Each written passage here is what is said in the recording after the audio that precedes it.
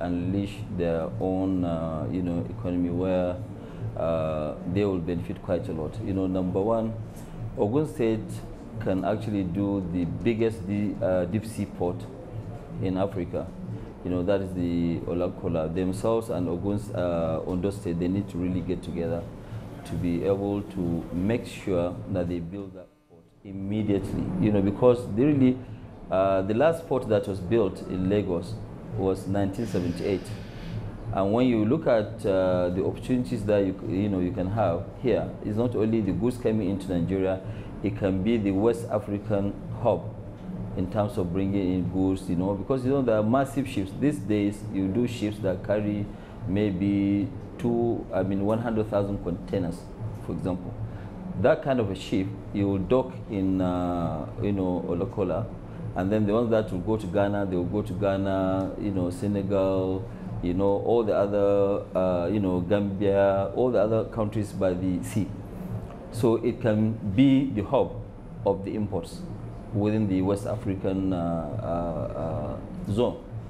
It can be actually the biggest port in ECOWAS. That is one. Number two, they need to really make sure that there's that connection between the Eastern gas and the Western gas, which is the OB3, so that there will be an uninterrupted gas supply into the state. Where now, for example, if you want to build a fertilizer plant, the market is here in Lagos.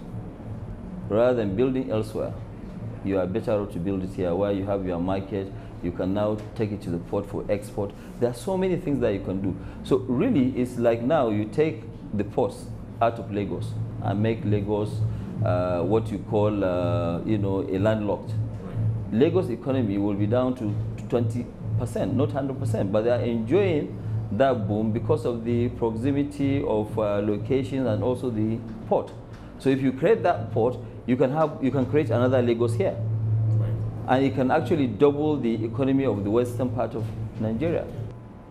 Can you share some insight into how you're looking to take advantage of the volumes that are coming out of Ibese and the other Dangote operations, as we expect your results to be out in a few weeks? The volume is not really about pushing competition or fighting with you don't go and fight with their own competition. But what we have is also that proximity which I mentioned. It is nearer to go to Ghana from Igbeshi than to go to Abuja. Actually, from Igbeshi, we're only about 28-30 kilometers away to the border. And then you'll be in Republic of Benin, Benin to Togo, Togo to Ghana. So from our factory in Igbeshi to Accra is less than 420 kilometers. Whereas it's almost 600 and something kilometers to Abuja. So I'm better off to capture that market, the West African market. Ghana doesn't produce cement at all. They don't produce cement at all. Yeah, Ghana alone consumes 5 million. I can take much more than that. That's why we're actually doubling our own investment. With the day that we commission, that day already, we have already given them a letter of credit to build another 6 million tons. So that we'll sell more locally and also we'll sell more, some outside Nigeria. Share with us your thoughts on the importance of collaboration versus self-sufficiency in a state like Ogun State. We know that it shares a border with Ondo State, and you just talked about the Olokola project. How important is it for states to come together to build infrastructure? Well, it is important because right now the meager resources the government has is to actually look into education, health, and other stuff. The government cannot do everything. So if they cannot really do everything, the best thing for them to do is to actually partner with private sector. Today, private sector can raise money faster than government.